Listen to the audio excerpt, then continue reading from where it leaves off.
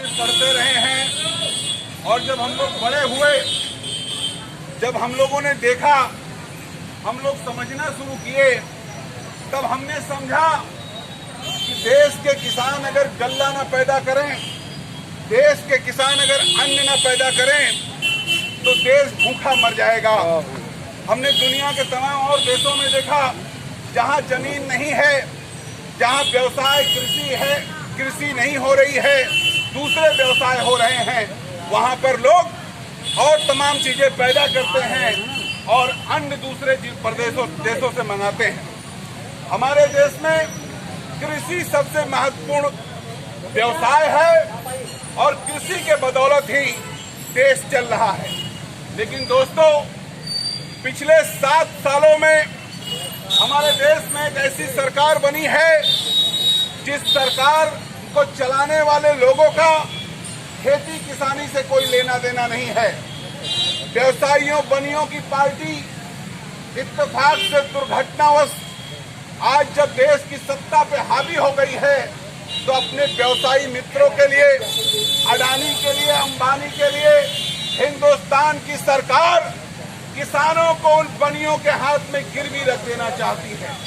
हमारे देश की सरकार किसानों की मेहनत को उन पूंजीपतियों के हाथों में गिरवी रख देना चाहती है। हिंदुस्तान की सरकार ने 3 काले कानून बनाए हैं। अभी हमारे मित्र बता रहे थे, 3 काले कानून बनाए हैं। बहुत जन भाषा में अगर हम समझना चाहें, जन भाषा में अगर जानना चाहें, तो काले कानून क्या हैं, इसको समझने के लिए आज एक माचिस अगर आप लेने जाएंगे तो अंबेडकर नगर से लेके लखनऊ से लेके दिल्ली बंबई तक एक माचिस की कीमत 1 रुपए मिलेगी आपको। आप बाटा का जूता खरीदने जाएंगे, बाटा कंपनी वाले तय कर देते हैं हमारे जूते का दाम 7,899 रुपया 99 पैसा। आपको उतना पैसा देना होगा अगर वो जूता लेना है।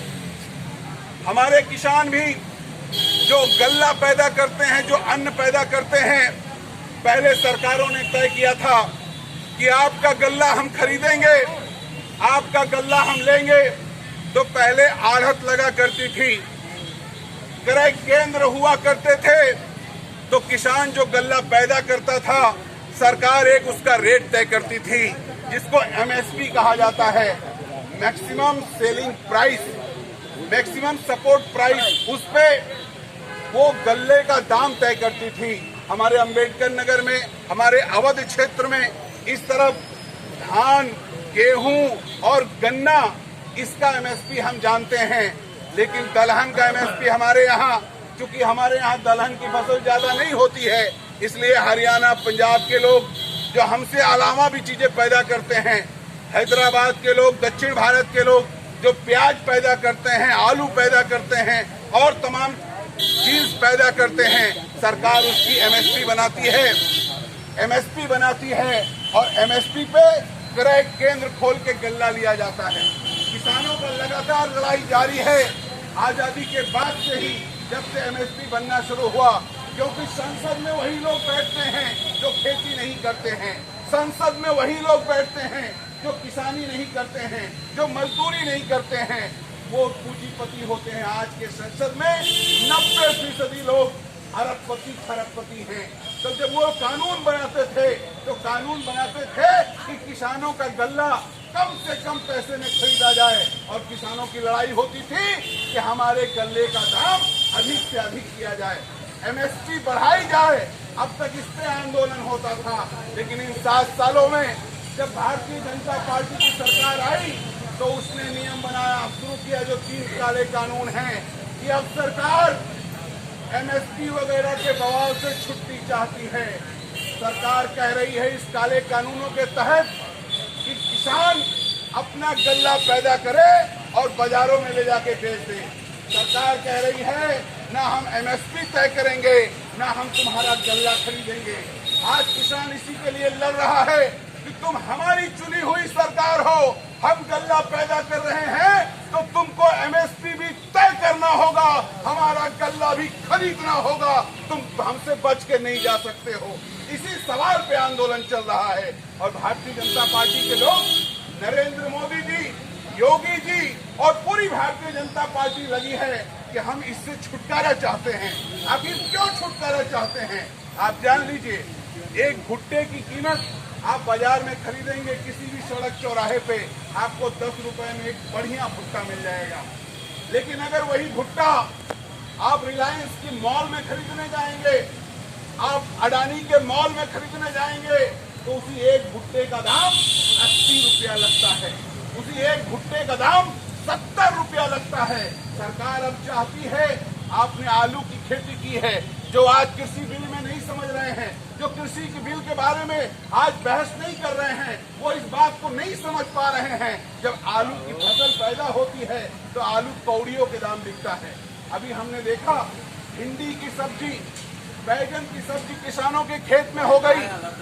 अब जो भिंडी तुड़वाई है, जो मिर्चे का फसल हो गया, मिर्चा को जो तोड़ने का कॉस्ट है वो आ रहा है 1 रुपया फूल, 1 रुपया फल, 10 पैसा फल आ रहा है। किसान जब जोड़ रहा है कि 1 बीघे का बैगन जितने तोड़वाई लग रहा है, मार्केट में उसका उतना रेट नहीं मिल पा रहा है। किसान जोड़ रहा है 1 बीघा हमारे प्याज की खुदाई जितनी लग रही है, मार्केट में 1 बीघा का उतना दाम नहीं निकल पा रहा है। सरकार से लड़ रहा है किसान, और सरकार क्या चाहती है ये बात समझना होगा। जो आम लोग हैं, जो खेती नहीं करते हैं, आज वो लोग अपने आप को धोखा दे रहे हैं, वो समझ नहीं पा रहे हैं, उनको पता भी नहीं चला। देखते देखते डीजल पेट्रोल का दाम सैकड़ा पार कर गया। क्या कुछ कर पाए लोग? कुछ नहीं कर पाए।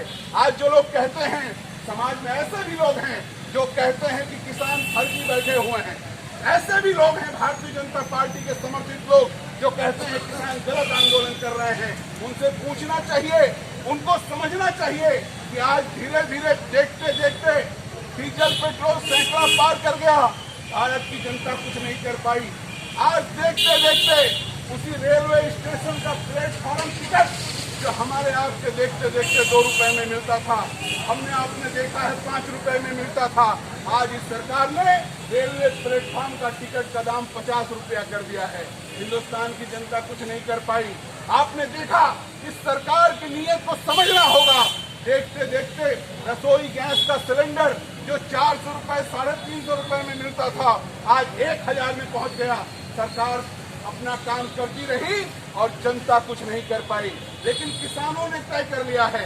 यहाँ पर आए तमाम लोगों को हम बधाई देना चाहते हैं अम्बेडकर नगर की तरफ से, जहाँ सरकार ने तय कर लिया है कि हम किसानों में फूट डाल देंगे, किसानों को इकट्ठा नहीं होने देंगे। वहीं अम्बेडकर नगर के किसानों ने कह दिया कि हम दिल्ली के बॉर्डर पे बैठे किसानों के साथ खड़े हैं। मजदूर किसान एकता जिंदाबाद। सरकार तुम साजिश करते रहो। आज आप देख रहे हैं किसानों ने, हमारे भाइयों ने ऐलान किया है हम गांधीवादी तरीके से आंदोलन करेंगे। लेकिन आप देख लीजिए, आपके चारों तरफ जितनी आपकी संख्या नहीं है, प्रशासन ने उतनी फोर्स लगा दी है। प्रशासन डराना चाहता है किसानों को, दहशत में लेना चाहता है कि कोई जनता आंदोलन में ना आए, किसान नेताओं की बात ना सुने। लेकिन वो नहीं जानते हैं, वो नहीं समझ पा रहे फोर्स के लोग, प्रशासन के लोग। आपने देखा कि अभी सरकार आपके साथ किस तरह का व्यवहार करती है। एक डीआईजी रैंक का अधिकारी अमिताभ ठाकुर था, जब उसने सरकार के खिलाफ बोला तो उसको ओलिया के पकड़ के ले जाकर जेल में फेंक दिया इसी सरकार ने। इसलिए दोस्तों, हम उन भाइयों से भी, सिपाही भाइयों से भी, सरकार के कारिंदों से भी कहना चाहते हैं, सरकार के चरित्र को समझना होगा, सरकार के चरित्र को जानना होगा। आज जब गरीब मजदूर आदमी, किसान आदमी राष्ट्रीय स्तर पे इस आंदोलन को आगे बढ़ा रहा है, तो सरकार सोच रही है। अभी कल योगी जी ने किसान सम्मेलन किया, योगी जी ने किसान सम्मेलन करके 25 रुपए कुंटल गन्ने का दाम बढ़ा दिया। आप सोचिए, इस दौर में 25 रुपए का मतलब ये है कि आप जब होटल में खाना खाने जाते हैं तो वेटर को जो टिप देते हैं, खाने के बाद जो रिश्तेदारी छोड़ देते हैं, वो भी 50 रुपए होता है। उसकी भी कीमत 50 से 100 रुपए होती है। किसान को समझ क्या रखा है योगी जी आपने? योगी जी आप क्या समझ रहे हैं कि उत्तर प्रदेश का किसान आपके 2000 रुपए, आपके 5 किलो गल्ला और आपके 25 रुपए गन्ने के मूल्य बढ़ाने पे शांत मार लेगा, आंदोलन में नहीं खड़ा होगा?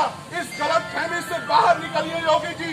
आने वाले दिनों में जो संघर्ष चुनावी छिड़ेगा उसमें हिंदुस्तान का किसान, उत्तर प्रदेश का किसान अपने ऊपर हो रहे एक एक अत्याचार का बदला आपसे लेगा।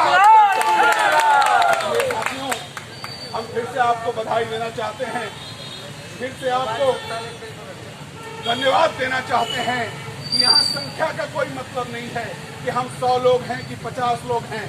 मसला ये है कि 12 लाख की आबादी में अम्बेडकर नगर में ये 100-200 जो लोग हैं वो जिंदा लोग हैं और सरकार से कह रहे हैं कि हम आए हैं अपनी बात को कहने।